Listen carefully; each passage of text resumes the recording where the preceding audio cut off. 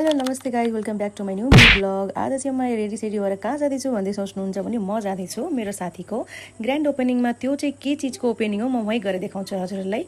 अनि म चाहिँ टक्क रेडी सेडी भएर निस्किँदैछु। अनि यो चाहिँ रहेको छ बारगङ्गा 7 गेरुवा बनगाईमा। अनि म चाहिँ रेडी सेडी भएर खासै मेकअप गर्न त आउँदैन, त्यही पनि अलिअलि छोरी मान्छे भइसकेपछि यतिको त गर्नै पर्यो।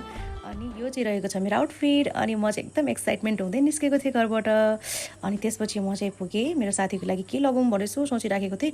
अनि एउटा खादा लिगेँ, अनि त्यसपछि एउटा बुके लिगेँ। त्यसपछि म लागेँ, यो चाहिँ रहेको छ beauty nest Salon and studio.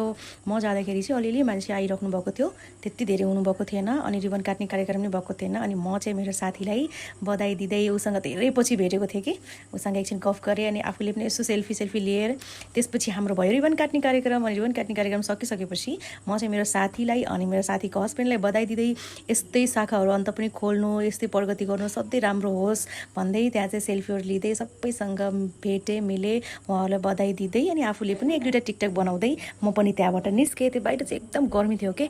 अनि त्यसपछि म चाहिँ लागेँ घरतिर। Always be happy my friends. Thank you for watching my mini blog.